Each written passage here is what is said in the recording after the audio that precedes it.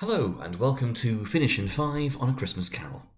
This is the second of 5 videos, each one focusing on a particular moment and a key extract linked to that moment from across the 5 staves. The idea, as previously, is that by watching the series of 5 short videos, you're getting like a whole overview of the narrative of the text and some insight into key themes, ideas, characters, and so on.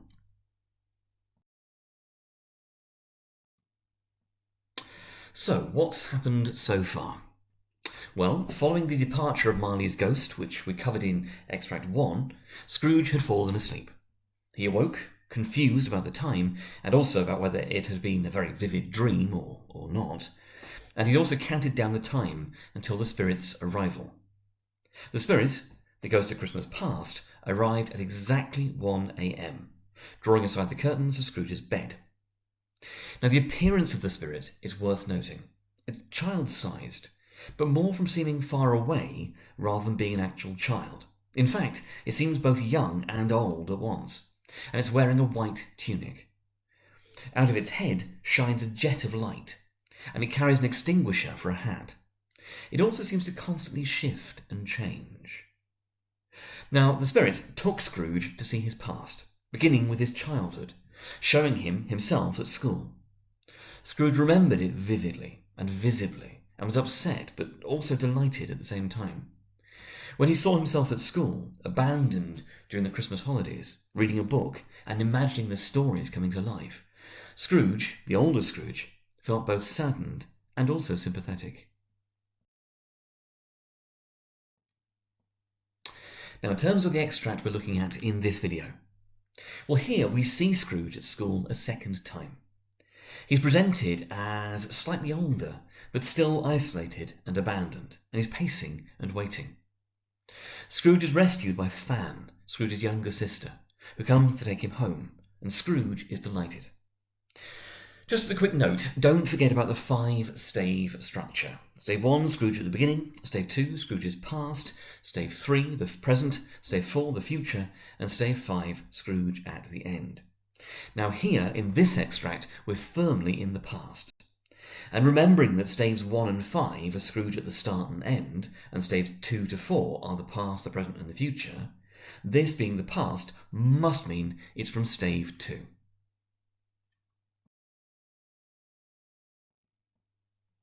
Extract 2 from Stave 2. Scrooge's former self grew larger at the words, and the room became a little darker and more dirty. The panels shrunk, the windows cracked, fragments of plaster fell out of the ceiling, and the naked laths were shown instead. But how all this was brought about, Scrooge knew no more than you do. He only knew that it was quite correct, that everything had happened so, that there he was, alone again, when all the other boys had gone home for the jolly holidays. He was not reading now, but walking up and down despairingly. Scrooge looked at the ghost, and with a mournful shaking of his head, glanced anxiously towards the door. It opened, and a little girl, much younger than the boy, came darting in, and putting her arms around his neck and often kissing him, addressed him as her dear, dear brother. "I've come to bring you home, dear brother," said the child, clapping her tiny hands and bending down to laugh. "To bring you home, home, home." "Home, little Fan?" returned the boy. "Yes," said the child, brimful of glee. "Home for good and all, home for ever and ever. Father is so much kinder than he used to be, that home's like heaven. He spoke so gently to me one dear night when I was going to bed, that I wasn't afraid to ask him once more if you might come home, and he said yes, you should, and sent me in a coach to bring you, and you're to be a man," said the child, opening her eyes, "and I'm never to come back here. But first, we're to be together all the Christmas long, and have the merriest time in all the world." "You're quite a woman, little Fan," exclaimed the boy. She clapped her hands and laughed, and tried to touch his head, but being too little, laughed again, and stood on tiptoe to embrace him. And then she began to drag him in her childish eagerness toward the door, and he, nothing loath to go, accompanied her. Right, in terms of dissecting the extract. Now, it's important that we see Scrooge twice at school. The first time, he's someone with an imagination, someone open to the world and to other people. By the second, the damage has been done. Now, Stave 2 is all about Scrooge being shown the problems in the past that have shaped him. I mean, he's become, remember, as solitary as an oyster as an adult back in Stave 1, because he was a solitary child neglected by his friends in Stave 2. Now, these events that have shaped him, that's both those over which he had no control, as with his experiences as a child, and also those that involve his own decision-making. Now, Dickens is careful in the novel to make Scrooge's world physically reflect him. Think back to, for example, the fog, the cold and the darkness, to his house back in Stave 1. And here we see exactly that. A little darker, shrunk, cracked, fragments. We're given a semantic field here of damage, metaphorically reflecting the damage done to the Scrooge who walks up and down despairingly. Notice that the older Scrooge feels sorry for his younger self. He gives a mournful shaking of his head and glanced anxiously. Scrooge has begun to believe, but now he's also begun to feel. And it's sympathy for children in Staves 2, 3 and 4 that is key to that. Now, Fan is, of course, an important character, Scrooge's little sister.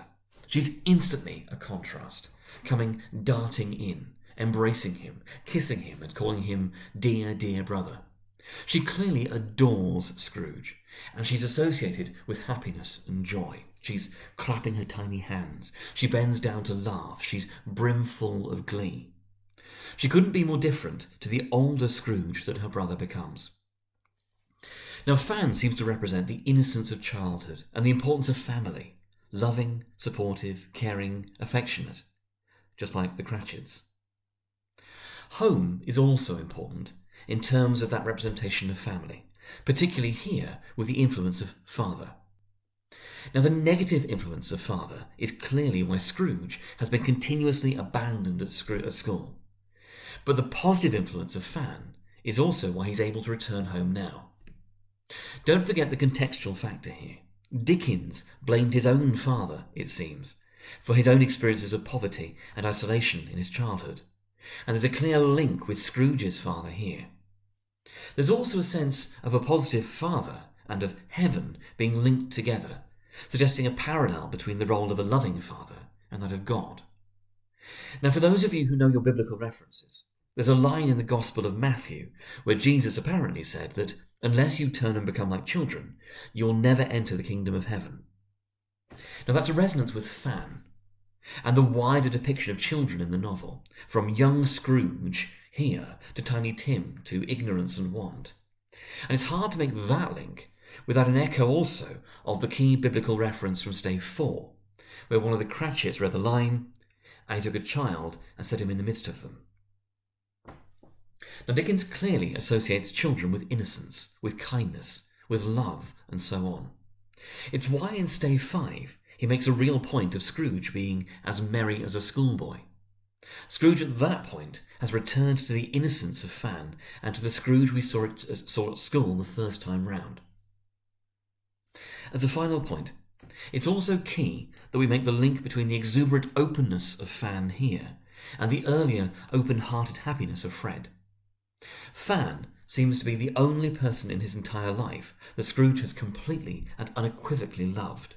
And since Fred, Fan's son, shares her qualities, Scrooge's rejection of Fred is also, in a sense, a rejection of Fan, as the older Scrooge is forced to acknowledge immediately after this extract.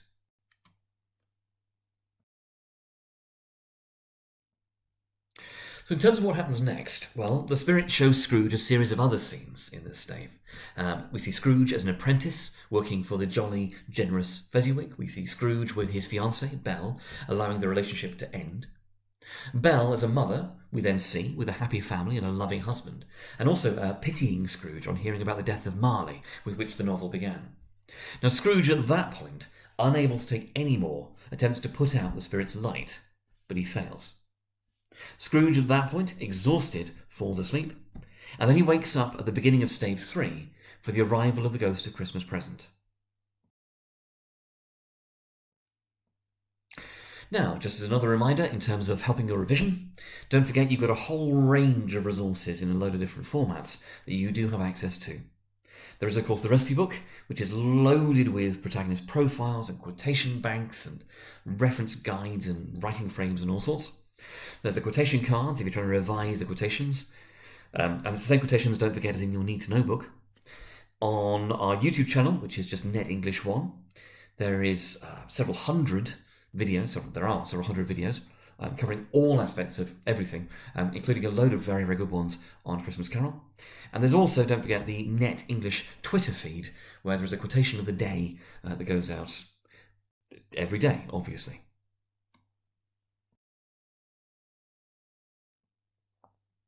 Right, and that's the end of this second Finish in 5 video for A Christmas Carol. Thank you very much for listening, and we'll hope to see you in number 3.